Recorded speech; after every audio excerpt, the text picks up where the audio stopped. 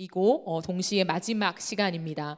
내 신랑이 누구인지 절대 잊지 말라라고 하는 제목으로 함께 하나님 말씀을 나누도록 하겠습니다. 우리는 예레미야서를 살펴보고 있어요. 지금까지 계속해서 예레미야의 삶을 들여다보았지요. 네, 오늘은 예레미야의 얘기가 아니라 하나님이 예레미야를 통해서 사실 이스라엘 백성들과 온 열방에 대한 메시지를 사실 대부분 전했는데, 오늘 독특하게 이 본문에서만 예레미야의 동력자였던, 어쩌면 유일한 동력자였던 바룩을 향하여 하나님이 말씀하시는 장면입니다. 고로 이 시대 속에 예레미야만 주님을 따랐던 신부가 아니라 예레미야와 함께 동력했던 바룩 또한 주님의 신부였지요. 그렇기 때문에 저는 오늘 또 저와 함께 동력하며 우리가 함께 주님을 위해 살아가는 신부와 같은 여러분에게 하나님이 예레미야를 통해 바룩에게 하신 말씀을 하나님이 오늘 또 저를 통해 여러분에게 하신 말씀으로 전달하고 싶으며, 또 여러분도 그렇게 말씀을 받는 시간이 되면 좋을 것 같습니다. 오늘 우리가 읽은 말씀은 예레미야 45장이지요. 45장은 44장의 스토리에 이어진 것이 아니에요. 왜냐하면 예레미야서는 시간 순서대로 기록한 성경이 아니기 때문입니다. 성경 66권 중에요, 어떠한 책들은 시간의 순서에 따라서 기록한 책들이 있어요. 그런데 또 어떤 책들은 시간이 아니라 하나님이 하시고자 하는 말씀, 그 메시지에 따라서, 내용에 따라서 글의 흐름을 따라가는 경우들도 있다는 거죠. 오늘 우리가 함께 나누는 예레미야서는 하나님께서 시간의 순서가 아니라 주님의 메시지에 따라서, 내용에 따라서 흘러가는 책이기 때문에 독특하게 우리가 내용들을 잘 살펴보면서, 제가 늘 강조했지만 하나님의 마음을 캐치하는 것이 참으로 중요합니다. 그러면 45장의 배경은 무엇인가라고 했을 때요, 44장의 흐름이 아니라 예레미야 36장과 다시 흐름을 같이 합니다. 하나님이 36장에 예레미야를 통해서 말씀하시고, 사실 그 사건에 바로 붙여서 45장을 읽으면 스토리적인 이해가 더 쉽다라는 거죠. 왜 그러냐면, 오늘 우리가 읽은 45장 1절에 해당하는 말씀을 보면 이런 말씀이 있죠. 요시야 왕 때, 유다의 요시야 왕 때에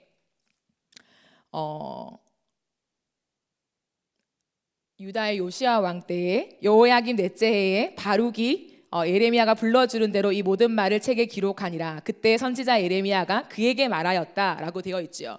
이 해를 말하고 있습니다. 36장 1절에 보면 똑같은 연도를 말하고 있어요. 요시야의 아들 여호야김이 유다 왕이 된 지 4년째 되는 해에 주님께서 예레미야에게 말씀하셨다. 그러니까 동일하게 여호야김 넷째 해 때 하나님이 말씀하시는 장면이라는 것이죠. 36장 이후를 읽어보면 어떠한 내용이 있냐면, 하나님이 이 당시에 예레미야를 통해서 하나의 지시를 하세요. 그게 뭐냐면, 예레미야야, 두루마리를 가져와라. 아무것도 쓰여지지 않는 새로운 두루마리를 가져와서 내가 너를 처음 불렀던 때, 우리가 봤을 때는 예레미야 1장이겠죠. 처음 불렀을 그 당시부터 지금까지 내가 너를 통하여 했던 일들을 너는 이 두루마리에 기록하라라고 되어 있습니다. 그런데 예레미야는 직접 이 글을 쓰지 않고 대필자가 있었어요. 그게 바룩이었습니다. 예레미야의 유일한 동역자, 그의 모든 시대를 함께 걸어갔던 너무나도 귀한 사람이었죠. 바룩이 대필을 하고, 예레미야가 어떻게 말하냐면, 이 당시의 배경에 예레미야는 갇혀 있었어요, 감옥에. 그렇기 때문에 예레미야가 많은 사람들 앞에 나설 수 없는 상황이었어요. 그러므로 바룩에게 명령하여서 하나님이 나를 통해 불러준 이 말씀을 너는 백성들과 많은 지도자들에게 가서 이 말씀을 낭독해 달라라고 부탁을 한 거죠. 그러니까 바룩이 하나님의 말씀이 쓰여진 두루마리를 가지고 고관들에게 향하여 갑니다. 많은 지도자층에게 먼저 간다는 거죠. 그러면서 하나님 말씀하시는 이 내용들을 읽어줘요. 근데 많은 고관들은 이 내용을 읽고는 조금은 무언가 심각하다라는 걸 깨달았을 것입니다. 왜냐하면 우리가 살펴봤듯이 이 내용은 너희 나라가 곧 멸망한다였거든요. 하나님의 진노가 지금 임하고 있다라는 것이었거든요. 그렇기 때문에 그들이 했던 건 뭐냐면 아무래도 예레미야와 이 바룩이 위험할 것 같아요. 그래서 너희는 저쪽으로 가 있고 이 두루마리를 가져와라 라고 해서 고관이 바룩에게서 이 두루마리를 받아서 왕에게 가져가요. 그러니까 왕 앞에서 바룩이 읽은 것이 아니라 고관들이 가지고 가서 읽어주게 된 거죠. 그런데 여호야김 왕이 그 바룩이 쓴 두루마리를 자신의 신하가 읽자 성경을 보면 뭐라고 적혀 있냐면 이런 말이에요. 우리 표현으로 하면은 한 줄 읽고 난 다음에 바로 이것을 불에 태웠다라고 되어 있어요. 그러니까 내용 전문을 읽어보지도 않은 채 그냥 앞에 문락, 그냥 단락, 앞에 한 줄만 읽고는 그냥 그것을 자신의 옆에 있던 신하의 칼을 빼서 책을 찢어서 난로에 태웠다라고 되어 있어요. 왜냐하면 그때는 오늘처럼 이렇게 추운 날이었어요. 그래서 왕 앞에 난로가 있었거든요. 그러니까 그는 아주 안락한 의자에 앉아서 신하가 읽어주는 그 내용을 듣는데 너무 기분이 나쁜 거죠. 그러니까 칼을 빼어서 책을 다 찢어서 불에 태워버리는 거예요. 그래서 하나님이 예레미야를 통해서 바룩이 쓴 그 두루마리, 하나님의 백성들 향한 엄중한 말씀이 담긴 그 두루마리가 완전히 다 불태워버린 거예요. 그런데 그런 상황 속에 이 왕은 너무 화가 난 거예요. 어찌 감히 한 나라에게 내가 왕인데 우리나라가 멸망한다고 지금 선지자가 이런 글을 쓰고 있느냐라고 해서 예레미야와 바룩을 잡아오라고 했어요. 잡아와서 당장 죽이려고 했어요. 성경을 보면 하나님이 예레미야와 바룩을 숨기셨다라고 되어 있어요. 어찌되었든 왕은 죽이고 싶었지만 죽이지 못하게 되었죠. 그런 다음에 하나님이 예레미야에게 다시 말씀하세요. 예레미야야, 여호야김 왕이 너가 쓴 모든 두루마리를 다 불태웠다. 그러면 다시 새로운 두루마리를 가져와라. 그리고 바룩을 통하여 처음 내가 쓰게 한 그 두루마리의 내용 그대로 다시 써라 라고 명령하세요. 그러면서 36장 마지막 절을 보면요, 하나님이 이것을 명령한 다음에 처음 쓴 두루마리의 내용에 조금 더 플러스 알파를 해서 더 많은 내용을 기록한 두루마리가 남겨지게 된 거죠. 그것이 오늘 저와 여러분이 읽는 예레미야서예요. 바룩의 눈물이 남겨있는 책이죠. 이 모든 상황들을 겪으면서 바룩은 로봇이 아니잖아요. 바룩도 사람이에요. 생각이 있고 인격이 있고 감정이 있어요. 마음이 굉장히 많이 상한 모양이에요. 왜냐하면 그것이 오늘 우리가 읽은 본문 안에 드러나요.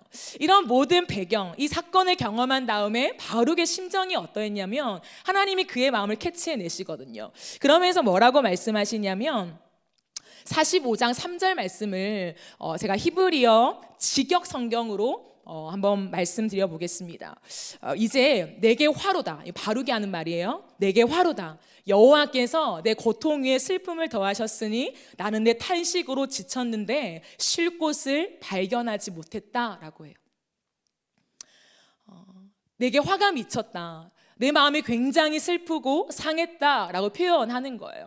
왜냐하면 우리는 그냥 읽지만 사실 우리가 읽은 이 책, 예레미야 책, 우리는 어렵다고 생각하는 이 책, 52장까지 참 지루하고 너무 내용이 좀 별로야, 어려워 라고 생각하는 이 책일 수는 있지만 바룩은 자신의 목숨을 걸고 쓴 책이라는 거예요. 근데 이미 목숨을 걸고 한 번 썼는데 왕이 바로 불태워버리고 그 하나님의 엄중한 말씀이 완전 바닥에 처박히고 하나님이 다시 쓰라고 하신 거예요. 그때 그의 마음이 어땠을까요? 그래서 내가 하나님께 직접 받은 그 말씀, 내 동력자 예레미야가 어떻게 살아왔는지 아는데, 그가 살아온 모든 세월 속에 하나님이 주신 메시지를 내가 담아서 왕에게 가져갔는데 어떻게 이 두루마리를 이렇게 불태울 수 있는가? 왜 상황은 역전되지 않는가? 도대체 지금 어떠한 상황이 이 땅에 벌어지고 있는 것인가? 마음이 굉장히 상한 거예요. 자신의 삶을 다 바쳐 걸어왔지만 상황이 좋지 않는 시간들을 경험하면서 바룩의 마음은 완전히 다운되어 있었다라는 거예요. 근데 참 놀라운 건 뭐냐면 하나님이 그런 바룩에게요, 바룩아 괜찮아, 다시 한번 일어나 라고 위로하시지 않았어요. 사실 예레미야 45장을 많은 신학자들이 위로의 포인트다라고 말하긴 해요. 근데 우리가 생각하는 그 위로가 아니에요. 괜찮아 괜찮아, 내가 또 다시 너에게 말할 거야. 그러면 그 말을 기록해, 다시 함께하자, 이런 위로가 아니었어요. 왜냐하면 하나님 뭐라고 말씀하시냐면, 그런 상한 마음을 가지고 너무 슬프다, 하나님이 내게 고통을 더하셨습니다 라고 말하는 바룩에게 뭐라고 말씀하시냐면 5절에서 이렇게 말씀하세요. 너는 너를 위하여 큰 일들을 찾느냐, 바룩아 찾지 마라, 이 말씀을 하세요. 저는 이 말씀들을 읽고 또 읽으면서 그런 거 있잖아요. 하나님 뭔가 누군가한테 마음이 안 들 때 하나님도 인격적인 표현을 쓰신다고 했죠. 사람은 말을 할 때 감정이 들어가잖아요. 근데 이 말씀이 야 바룩아 찾지 마, 왜 찾고 있어? 라고 하는 뉘앙스가 아닌 것 같아요. 너는 너를 위해 큰 일을 찾느냐, 찾지 마라, 이런 거예요. 왜 그럴까요? 하나님께서 예레미야에게 이 지금까지 많은 내용들을 말씀하셨어요. 그러면서 이 바룩을 통해서 하나님이 말씀하고 싶었던 게 뭐냐면 5절 하반절에 이는 이제 내가 모든 육신 위에 악을 가져오기 때문이다. 여호와의 말씀이다. 그러나 나는 네가 가는 모든 곳에서 네 목숨을 전리품처럼 건져낼 것이다 라고 말씀을 하세요. 이 말씀 뭐냐면 이런 거예요. 하나님이 예레미야와 또한 그 옆에 있었던 바룩을 통하여 이 시대 가운데 말씀을 하셨죠. 바룩은 거기에 순종하여서 자신의 인생을 바쳐서 예레미야와 함께 동역했어요. 그리고는 그 하나님의 메시지를 전달했죠. 그러나 그게 되지 않자 무언가 백성들이 회개하지 않았어요. 왜냐하면 바룩은 알았거든요. 하나님의 기대함 속에 내 백성들이 회개했으면 좋겠다라고 하는 하나님의 마음을 읽었거든요. 그렇기 때문에 바룩이 한 게 뭐냐면 하나님을 위해서 자신이 무언가를 할 수 있는 큰 일들을 찾았다라는 거예요. 하나님을 위해서 다시금 이 백성들이 하나님께 회개하고 돌아올 수 있도록 자신이 무언가를 하고 싶었어요. 내가 글을 잘 쓰면, 대피를 잘하면 이 백성들의 마음이 움직여져서 하나님께 돌아오지 않을까. 하나님 그래요, 내 삶을 바칠게요, 내가 대피를 할게요, 예레미야와 평생 동역자의 길을 걸어갈게요, 하나님 사용해 주세요. 근데 그 마음이 왜 하나님 보시기에 하나님 마음과 딱 맞지 않았냐면 바룩은 자신이 무언가를 하려고 했다는 거예요. 겉으로는 하나님을 위한 거 맞고 그의 진심은 맞습니다. 그러나 하나님께서 지금의 타이밍에 바룩을 통해서 그들의 마음을 뒤집고 싶으셨던 건 아니었다는 거예요. 그렇기 때문에 하나님은 바룩에게 너는 왜 너를 위해 큰 일을 찾느냐, 찾지 마라 라고 하시는 거예요. 오늘날 우리는 이 말씀 속에 과연 내가 무엇을 발견하고 하나님 앞에 확인해야 될까라고 했을 때요, 우리는 신앙이 있지요. 하나님을 위해 살아가지요. 세상을 보면서 하나님 참 안타까워요, 참 눈물이 나요, 하나님 나를 통해 하나님 일을 해주세요 라고 선한 마음의 기도를 드려요.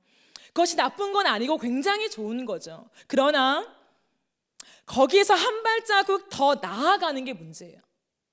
거기서 내 스스로 한 발짝 더 나아가서 내가 그것을 다시금 회복하려고, 내가 무언가 내 앞길을 구축하려고, 내가 무언가 좋은 결과를 만들어내려고 하는 그 큰 일들을 찾고 있다라는 것이지요.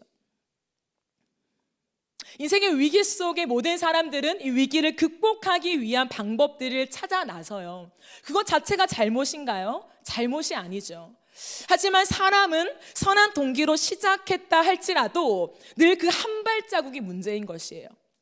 그 시작이 문제가 아니라 걸어가는 동안에 그 한 발짝 앞서서 이제 내가 무언가를 할 수 있다.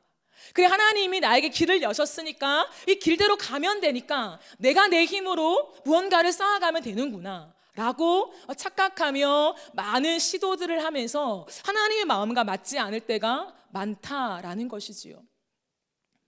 오늘날 수많은 위기 속에서 사람들은 내 삶을 세워나가기 위해, 또한 하나님의 교회를 세워나가기 위해, 하나님의 많은 것들을 내가 함께 회복하기 위해서 우리는 방법들을 찾아요. 나쁜 건 아닙니다. 하지만 그 속에 교묘하게 한 발짝 더 나아가는 것은 그 일이 하나님의 뜻을 이룰 수 있다고 착각하는 거예요. 내가 가진 재능과 내가 가진 돈과 내 옆에 있는 사람들을 끌어모아서 하나님을 위한 것들을 세워갈 수 있다고 착각하는 것들이요. 한 끗 차이인 것 같지만 하나님은 그것을 싫어하신다는 거예요. 왠지 아세요? 하나님은 말씀 속에 이런 말씀을 하십니다. 4절 말씀을 보면 네가 그에게 이렇게 말할 때 여호와께서 말씀하셨다. 보라, 나는 내가 지은 것을 허물며 내가 심은 것을 뽑으니 온 땅에 그렇게 한다라고 되어 있어요.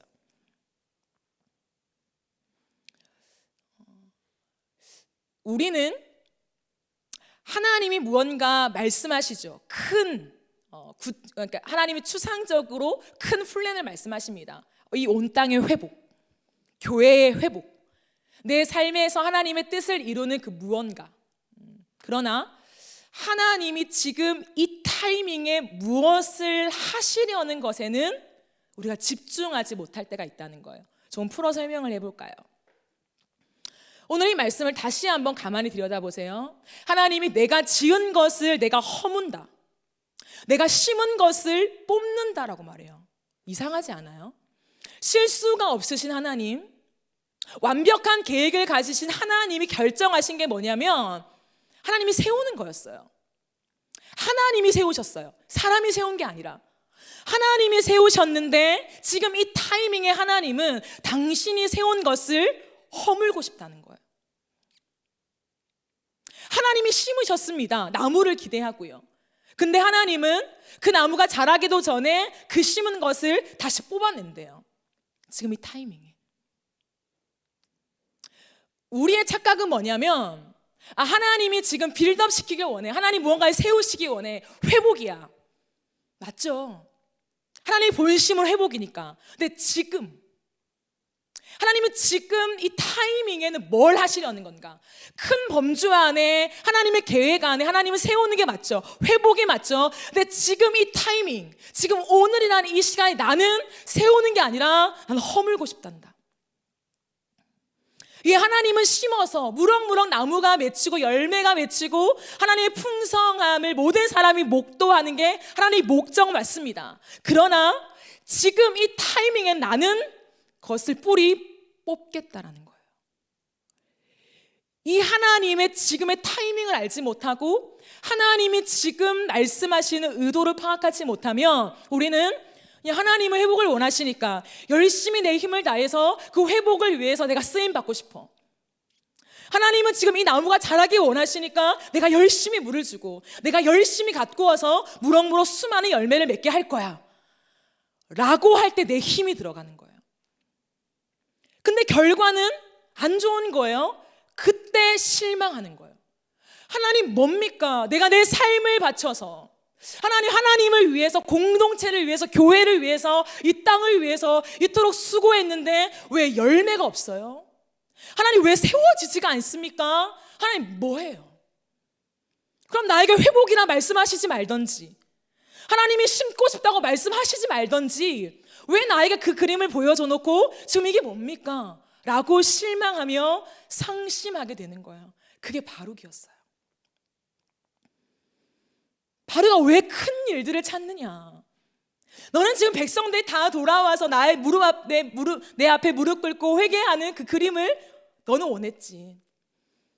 그래 맞다, 나도 그 그림을 원하고 있단다. 그러나 지금은 아니야. 지금은 그들의 마음이 강팍해져 있단다 라고 말해요.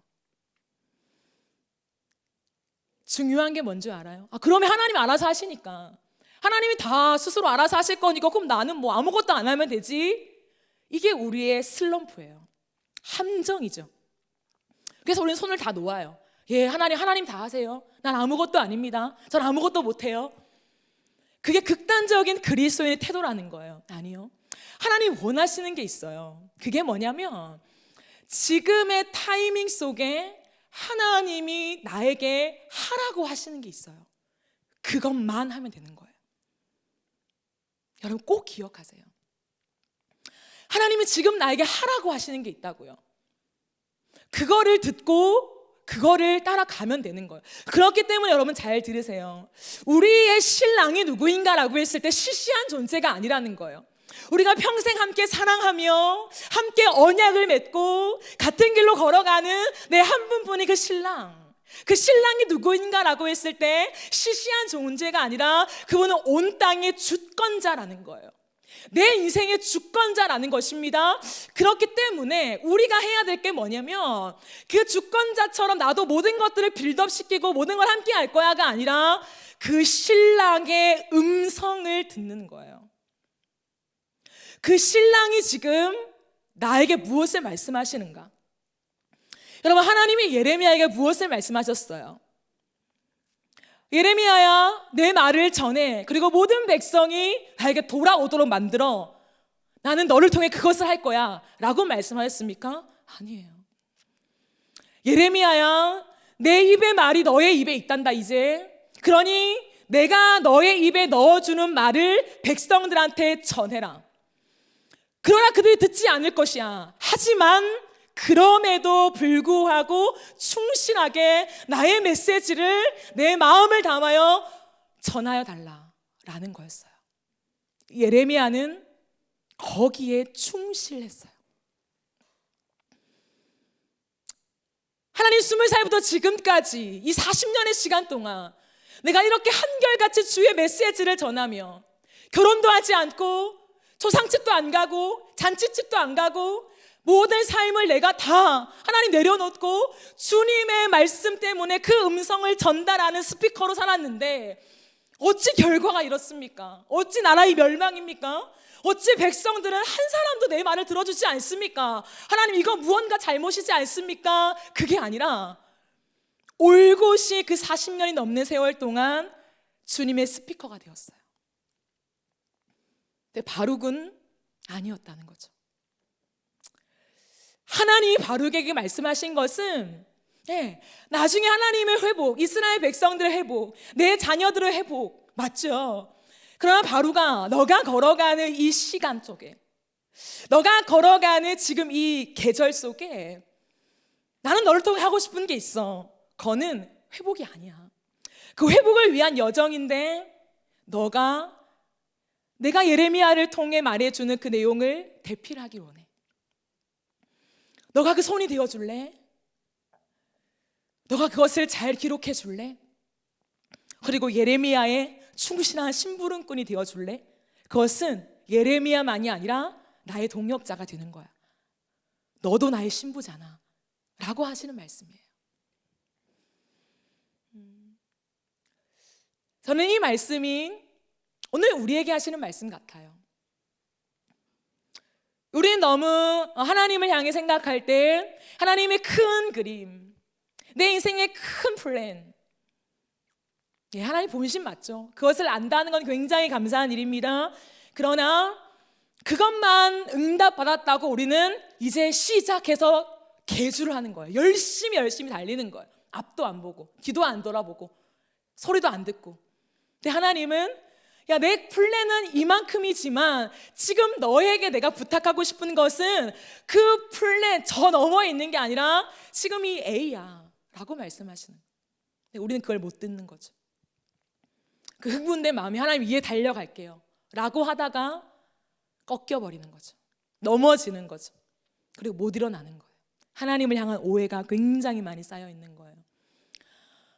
그러므로 저는 신부라고 하는 주제를 왜 끄집어냈냐면 신부는 이 시대를 저항하며 올곧게 신랑을 향한 지조를 지키는 저는 상징적인 의미라고 생각해요.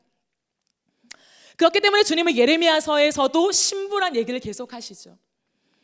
그러면 이 땅을 살아가는 동안에 자꾸만 신랑에게서 멀어지게 만드는, 이 신부의 지조를 지키지 못하게 만드는, 우리로 하여금 자꾸 변질되게 만드는, 하나님을 사랑하지 못하게 만드는 그게 무엇일까라고 했을 때 저는 신랑의 음성을 듣지 못하게 만드는 사단의 계략이라고 봅니다. 그러므로 이 시대에 우리가 저항해야 할 것이 무엇인가 하면, 이 시대 속에 우리가 다시 한번 방파제로 서서 수많은 세속의 물결이 들어오지 못하도록 막아서야 하는 게 뭐냐면, 기도하지 않아도 하나님이 우리의 삶을 인도하셔 라고 하는 속임수에서 우리는 막아서야 돼.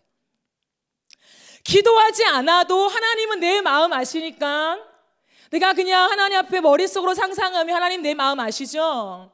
하나님 날 사랑하시니까, 하나님 전능하시니까, 날 포기하지 않으시니까, 하나님 오늘도 내가 쓰러져도 주님은 날 안으실 것이니까 라고 말하면서 기도하지 못하도록 우리를 유혹하는 그 사단의 계략에 맞서야 한다는 거예요. 존 파이퍼 목사님이라는 분이 계십니다. 존 파이퍼 목사님이 기도에 대한 내용을 말씀하시면서 뭐라고 하셨냐면, 기도의 좋은 습관을 율법주의라고 여기게 만드는 사탄의 계략에서 깨어나십시오 라고 하셨어요. 무슨 말인지 아십니까? 오늘날 우리는 어떠한 생각들이 잠재되어 있냐면, 시간을 정하고 장소를 정하고 매일마다 기도하는 거, 그건 너무 율법주의적인 거 아닙니까? 라고 생각하는 거예요. 매일매일 그 시간 속에 앉아 있는데 나는 졸리는 거죠. 때로는 내가 하나님께 집중하지 못해요. 근데 맨날 나오는 그게 뭐가 유익합니까? 차라리 내 마음에 감동이 올 때 1시간이건 이렇게 집중하여 기도하는 게 더 좋지 않습니까? 라고 생각하는 거예요. 근데 존 파이퍼 목사님은 그것이 우리를 잘 아는 사단의 전략이다라고 말해요. 우리로 하여금 점점 하나님께로 멀어지게 만든다는 거죠. 여러분, 이 맥락은 신랑과 신부의 관계에서 이해해야만 합니다. 들어보시겠어요? 신랑과 신부가 결혼을 했죠. 같은 집에 삽니다. 이제 매일마다 얼굴도 보고 서로가 서로를 알 만큼 알고 서로의 가정을 유지하기 위해 각자 바쁜 일상을 보내요. 다른 사람에게 퍼주려고 돈을 버는 게 아니에요. 서로의 가정을 잘 세우려고 열심히 일합니다. 근데 거기 너무 지친 나머지 대화가 없는 거예요. 대화가 없고 집에 들어오면 탈진해 자고 일어나 또 일하러 나가고. 근데 우리는 한 가족이잖아요. 부부잖아요. 이 가정을 위해 서로 열심히 일하는 거잖아요. 그럼 건강한 것일까요? 아니죠. 아무리 그 가정을 세우기 위해 자신의 시간과 땀을 다하여 돈을 번들 어느샌가 관계는 소원해져 있으며 서로가 서로의 마음을 모르는 지경에 이르게 된다는 거예요. 그렇기 때문에 부부라는 것은 자기 전에 함께 눈빛을 마주하며 자신의 마음들을 얘기하는 시간을 매일매일 가져야 하는 거죠. 신혼 때만이 아니라 그건 매일매일 가져야 하는 시간이에요. 그래야 나중 됐을 때 애정에 대한 표현을 했을 때 무언가 부끄럽고 이제는 쑥스럽고 창피하고 그런 경우가 없는 거죠. 그것은 좋지 않은 거예요. 나이가 들어도 신랑과 신부가 손잡고 다니고 서로의 마음을 알고 함께 밥 먹는 게 즐겁고 그게 부부잖아요. 그렇기 때문에 우리는 너무 바쁘니까, 내가 너를 위해 일하니까, 내 자녀를 위해 일하니까 우리는 대화가 없을 수도 있어. 우린 같이 시간을 못 보낼 수도 있어. 네가 내 마음을 알아줘. 아니요. 그런 가정이 건강할 수는 없는 것이에요. 우리가 하나님 앞에서 마치 이런 거예요. 내 삶의 일상을만 걸어가요. 근데 너무 바쁜 거예요. 하나님 아시죠? 제가 주님을 위해 이렇게 열심히 일하는 거. 하나님 아시죠? 나도 내 시즌에 열심히 공부해야 대학도 들어가고 대학 생활을 열심히 해야 취업도 하고 결국에 하나님의 영광을 위해 내가 사용할 거예요. 주님을 위해 내가 걸어갈 거예요. 하나님 아시죠? 라고 한다고 칩시다. 그리고 어떤 큰 인생의 문제 속에 하나님, 이 문제는 나 혼자 해결할 수 없으니 회의 좀 합시다. 하나님, 가족 회의 좀 합시다. 하나님 앉아보세요 라는 기도를 우리는 하고 있는지도 모르겠어요. 근데 하나님은 그게 너무 싫다고 하시는 거예요. 난 그게 싫어. 그럼 하나님이 싫다고 하시는데 왜 싫어요? 라고 말할 사람 있어요? 하나님이 싫대요. 하나님은 하나님을 위한 열심을 싫어하세요. 무슨 말인지 알아요? 하나님은 하나님이 우리에게 시키시고 말씀하신 그 부분에 우리가 열심을 내는 것은 좋아하시지만 우리 편에서 하나님을 위한 열심이답시고 달려가는 열정은 No thank you. 난 그거 싫어 라고 말씀하신다는 거예요. 핀트가 안 맞는 거죠. 근데 인격적인 존재, 사랑하는 사이에서 핀트가 안 맞으면 끝나는 거예요. 하나님은 그 말씀하고 계시는 거예요. 사랑하는 신부야, 내 마음과 너의 마음이 같아야 하지 않겠어? 어떠한 프로젝트 일이 아니라 나는 내 마음을 너가 읽었으면 좋겠고 너의 마음과 내 마음이 함께 걸어갔으면 좋겠어 라고 말씀하시는 거예요. 그러면 지금 이 순간, 이 시즌에, 이 계절에 하나님이 나에게 무엇을 말씀하고 원하시는가를 들어야 그걸 하죠. 혹시 우리의 모습이 바로기진 않습니까? 내 열심과 내 열정과 하나님을 위한 내 일방적인 사랑이라고 말하는 그것으로 내가 많은 것들을 세워나가려는 시도를 하고 있지 않습니까? 어떤 큰 일들을 찾고 있진 않습니까? 저는 이 말을 여러분께 꼭 해주고 싶습니다. 하나님이 지금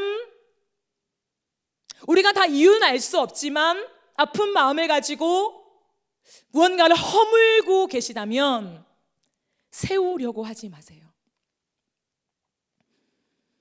하나님이 무언가를 지금 뽑고 계시다면, 아니 하나님은 심는 거 좋아하셔, 하나님은 나무가 자라는 걸 원하시지, 열매 맺는 걸 좋아하셔 라고 하는 일반적인 하나님을 아는 지식 속에서 다시금 심으려고 노력하지 마세요.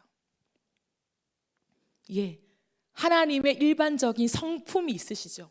변치 않는 그분의 속성이 있으시죠. 그러나 하나님은 사랑이야, 하나님은 인자하셔, 하나님은 우리를 용서하기 원하셔 라고 하는 교리적인 신학적인 속성으로 우리의 모든 것을 결정하다 보면 나는 지금 뽑기를 원한다고 라는 말이 나와요. 그게 뭔지 압니까? 예수님이 베드로에게 하신 말씀이에요. 베드로야, 이 사단아, 뒤로 물러서라. 너는 나를 넘어지게 하는 자로다. 여러분, 이게 뭔 말이에요? 이게 무슨 수치입니까? 주님을 따르는 제자에게 이게 무슨 막말이십니까? 근데 이러한 일들이 우리에게도 벌어질 수 있다는 거예요. 주님은 지금 큰 구원이죠. 예수가 왕이고 메시아임을 온 세상이 알기를 고대하시는 게 주님의 플랜 맞습니다. 주님의 그림이 맞아요. 근데 지금 베드로야, 너가 살아가는 지금 이 순간에 너가 해야 될 것은 수많은 사람들이 지금 나를 인정하고 무릎 꿇게 하는 게 아니야. 너의 칼을 올려서 이분이 누군지 알아? 야, 예수야, 당장 무릎 꿇어 라고 하는 게 아니야. 베드로야, 십자가의 길을 통과해야 되는데 너는 그냥 나를 따라오면 돼. 수많은 사람들이 나를 비난하고 네가 무슨 하나님의 아들이야, 네가 무슨 예수야, 네가 무슨 메시아야, 목수의 아들 주제에, 이 가난뱅이 주제라고 수많은 사람들이 비난해도 베드로는 예수를 따라가는 게 그가 할 일이었어요. 근데 대의를 생각했죠. 아니야, 예수는 하나님의 아들이신데, 메시아인데, 우리의 구원자인데, 온 땅이 뒤집어질 그런 주인공이신데 하며 따라왔는데 자기 뜻대로 되지 않는 것 같으니 자기가 원래 해야 했던 그 주님을 따르는 그 사소하게 보였던 그 일에서조차도 멀어지게 된 거예요. 그래서 주님은 이 사단아, 베드로에게 이 사단아 물러가라. 바로가 똑같은 말씀이죠. 왜 큰 일을 찾냐? 뭐 하고 싶은데? 네가 뭐 나를 위해 하고 싶은데? 내가 모르는 줄 아냐? 나는 뭐 안 세우고 싶은 줄 아냐? 지금은 아니야. 이거예요. 지금은 내 백성들이 못 깨닫는다. 세워봤자 잘 되는 줄 아는 거예요. 하나님 그걸 못 본다는 거예요. 그게 하나님 방법이 아니에요. 진짜 가슴으로 뉘우치고 돌아올 때까지 그 과정을 위해서 필요한 게 고난이라면 고난을 통과해야죠. 눈물을 통과해야죠. 징계를 통과해야죠. 그때 너 뭐 할래? 너는 내 말만 전해. 바로가 너는 대필만 해. 너의 마음이 변하지만 마. 그냥 그게 너가 할 일이야. 대의를 바라지 마. 큰일 하려고 나대지 마. 이거예요. 그래서 주님 말씀하시는 거예요. 큰일 하고 싶냐? 그거 찾지 마. 그 방법 찾지 마라. 안 된다 라고 가르쳐 주시는 거예요. 온 땅의 주권자인 하나님이 지금 우리의 개인의 인생뿐만 아니라 이 온 한국 교회와 이 열방 가운데, 세계 가운데 하나님의 일하심이 심상치 않죠. 심상치 않아요. 그러나 수많은 사람들은 다시금 빌드업 시키기 위해 모든 방법을 동원하죠. 빌드업 시켜야만 해. 세워야만 해. 그게 결국에 하나님이 원하시는 거 아니야? 우리도 원하고 하나님도 원하고 모든 사람들이 원하는 당연한 희망, 소망 빌드업 시키자. 돈이 있어야 교회도 세우지. 스펙이 있어야 설교도 하지. 학문이 있어야 지도자가 되지. 머리가 있어야 나라를 세우지. 스펙주의, 물질 만능주의, 수많은 사람들이 주식에 투자하고, 저는 주식 자체가 나쁘다고 말하는 게 아니에요. 그 안에 우리의 잠재적인 의식 속에 그것이 방법이라고 생각하는 우리의 마음을 피할 수 있을까요? 왜 이렇게 큰 일을 찾냐? 왜 이렇게 세상을 변화시키려고 너희가 그렇게 아등바등하냐? 내가 모르는 줄 아냐? 내가 그렇게 시시한 하나님인 것 같냐? 너희 머리카락 하나도 다 셈받은 하나님이다. 하나님 모든 걸 아신대요. 내 눈썹의 움직임조차 아신대요. 그러니 뭐 큰일 찾을래? 너희 뭐 하려고 지금 나대는데 찾지 마라 라고 하시는 거예요. 그러면서 하나님이 하시는 말씀이에요. 진짜 내 음성이 궁금하냐? 진짜 나를 따라오려냐? 내가 지금 너희한테 뭐 요구하는지 듣고 싶냐? 근데 왜 기도 안 하니? 이거예요. 너무 마음이 아파요. 사랑하는 청년 여러분, 제가 여기서 물론 맨날 가음을 지르죠. 고함을 치죠. 고함을 친들 여러분의 마음이 돌아오겠습니까? 제가 여기서 쇼를 한들 여러분의 생각이 변하겠어요? 안 변하죠. 전 제 진심으로 그렇게 외치는 거예요. 지금까지 무언가 여러분의 감동을 요동치려고 고함을 지르는 게 아니라요. 근데요, 그 하나님의 아픈 마음이 저에게 너무 많이 느껴졌어요. 내 백성이 기도하지 않는다. 내 백성이 나를 찾지 않는다.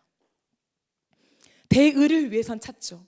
하나님 지금 무엇을 말씀하십니까? 이 온 땅에, 이 시대에, 내 인생에 하나님 내 꿈이 무엇입니까? 하나님 나를 향한 하나님의 그 거대한 플랜이 뭐예요 하나님? 이라고 하는 기도는 하지요. 지금 아주 사소하게 하나님 내게 말씀하시는 그게 무엇인가를 듣지 않아요. 하나님은 한 번 보여주고 야 시작! 멈추지 말고 뛰어! 하나님 그렇게 하시지 않아요. 한 걸음 보여주시고 또 하나님 그 다음은 어떤 걸음을 걸어야 합니까?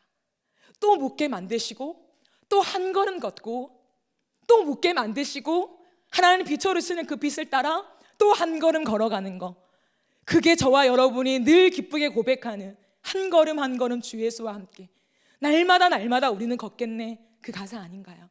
근데 우리는 한 번 보여주신 내 인생의 의사, 내 인생의 교사, 선교사, 목사, 전도사, 어떠한 꿈, 그걸 받았으면 이제 시작하고 열심히 뛰는 거예요. 하나님 달려갈게요. 달려가는 거 보이시죠? 주를 위한 길이니까 제가 조금 바빠도 하나님 이해하세요 라는 식의 신앙생활은 아닐까요? 한 걸음 한 걸음인데 하나님 오늘도 하나님 외치라고 해서 외쳤어요. 그 다음에 뭐예요? 또 외치라고 하면 또 외치고, 침묵하라고 하면 침묵하고, 누구 만나라고 하면 만나고, 학교 가라고 하면 가고. 그 신랑과의 친밀한 교제를 하고 있느냐? 내 음성을 듣고 너의 하루하루를 진짜 살고 있느냐? 그걸 즐거워하는 거 맞냐? 라고 물으시는 거예요. 사랑하는 청년 여러분, 우리 하나님은 주권자예요. 온 땅의 주권자. 그래서 46장부터 이어지는 51장까지는 온 열방에 대한 심판 하나님이 계속 나열하세요. 내가 너의 유다 땅만이 아니라 이스라엘만이 아니라 온 땅의 주권자이다. 내가 바벨론을 통해서 지금 잠깐 너희를 포로로 끌려가게 하는 이유가 있다. 그러나 내가 그 나라, 그 강대국, 너희가 벌벌 떠는 그 바벨론도 내가 무너뜨리게 할 것이다. 지금은 아니야. 지금은 바벨론이 빌드업할 단계야 라고 보여주신 거예요. 그러므로 저는 여러분께 콜링하고 싶습니다. 이 시대에 정말 신부로 살고 싶으십니까? 정말 내 하나뿐인 신랑 되신 예수를 어제보다 오늘 더 사랑하며 오늘보다 내일 더 사랑하기를 원하며 내 모든 선택이 결국에는 예수이기를 원하는 그 신앙의 믿음이 있으십니까?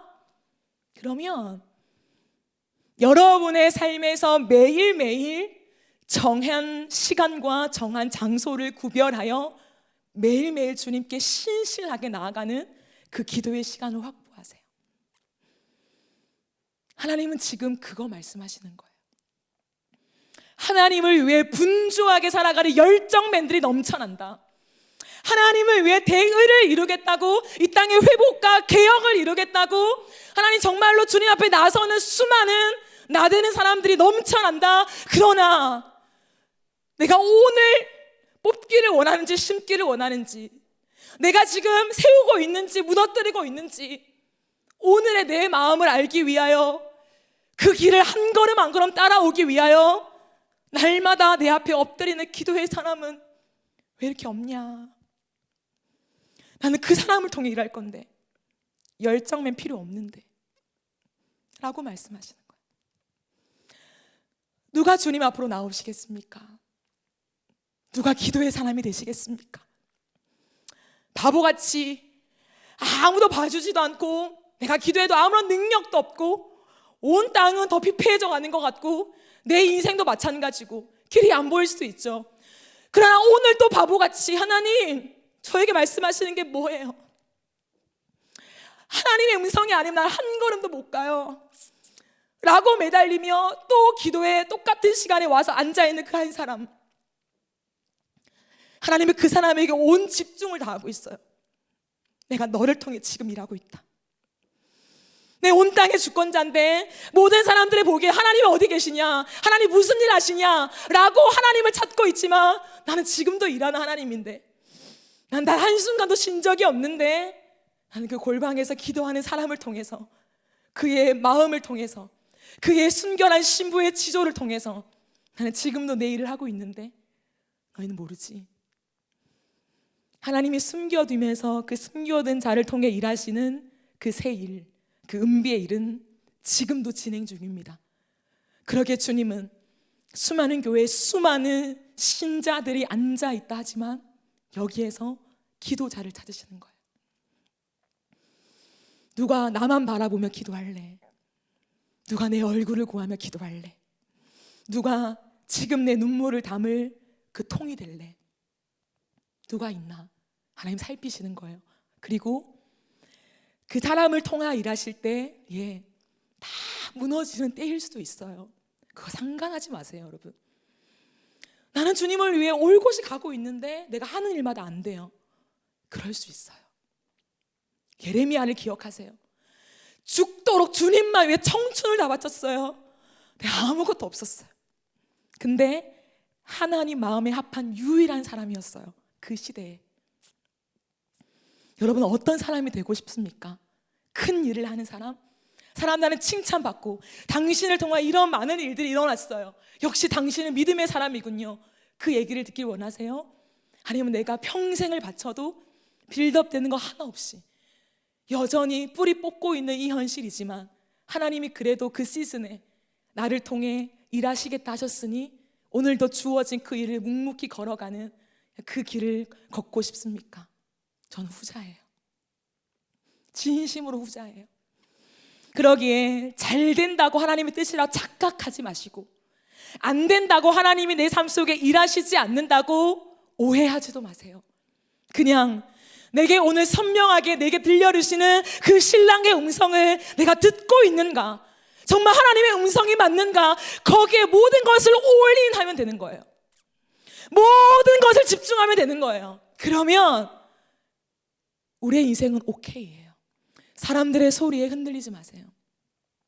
조언할 수 있죠. 조언은 들어야죠. 외골수가 되라는 말이 아닙니다. 그러나 결국에는 내 신랑 대신 음성을 들어야 돼요. 그 음성은, 저는 신비주의적인 말을 하는 게 아니에요. 그 음성은 기도하는 자에게 하나님 반드시 확인시켜 주십니다. 이것이 하나님의 음성이라고. 반드시예요. 반드시. 음성이 들려질 때까지 기도하세요. 그럼 반드시 들려져요. 하나님 그런 분이에요. 그렇게 끈질기게 기도하는 사람 누군가, 아무리 응답이 없는 것 같아도, 그 음성에 매달려도 하나님 침묵하는 것 같아도, 하나님 그래도 주님의 음성 들려주지 않으면 저 한 걸음도 못 가요. 나는 그렇게 살 거예요. 그러니 하나님 마음대로 하세요 라고 하는 사람에게 하나님의 타이밍에 음성 들려주세요. 그리고 그 사람을 통해 하나님 일하십니다. 마지막 순간까지 하나님은 당신의 일을 성실하게, 완전하게 일하십니다. 그러므로 이 시리즈 설교를 마무리하면서 전 딱 한 가지예요. 누가 하나님 마음이 궁금한가? 이 시대 속에 누가 살아계신 하나님의 마음이 궁금한가? 누가 하나님의 마음을 담는 통로가 되고 싶은가? 누가 그 주님의 심장을 가지고 하나님이 지금 나에게 하라고 말씀하시는 그 주님의 메시지를 담아내는 신부가 될 것인가? 그것뿐이 없어요. 저는 내 사랑하는 청년들이 그런 사람이 되면 좋을 것 같아요. 아직도 큰 일을 꿈꾸십니까? 아직도 많은 돈을 벌고 싶으세요? 유명해지고 싶으세요? 많은 사람 앞에 칭찬받고 싶으세요? 내 신랑은 그거 싫다고 하세요. 함께 걷자, 함께 가자, 나로 충분할 수 없겠니? 라고 다시금 그 주님의 마음을 우리에게 내비치십니다. 그러니 사랑하는 청년 여러분, 이 시리즈 설교가 맞춰요. 하지만 이렇게 살기 원하는 사람은 반드시 여러분 각자의 시간에 결단하세요. 결단하며 하나님, 내가 골방으로 들어갑니다. 정말 내 육신의 무릎을 꿇습니다. 여러분, 하나님 행위를 좋아하세요. 율법주의적인 행위를 말하는 게 아니라 표현하는 걸 좋아하세요. 손들고 찬양이란 가사가 나오면 손드는 것도 좋아하시고요, 우는 것도 좋아하시고요, 웃는 것도 좋아하시고요, 기뻐 뛰는 것도 좋아하시고요, 무릎 꿇는 것도 좋아하세요. 하나님 표현하기를 좋아하세요. 누가 주님 앞에 무릎 꿇으시겠습니까?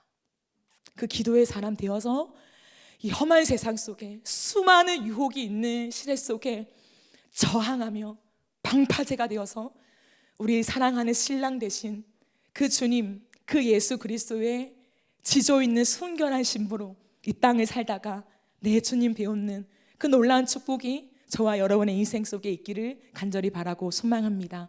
우리 이 시간 함께 찬양하고 기도하겠습니다.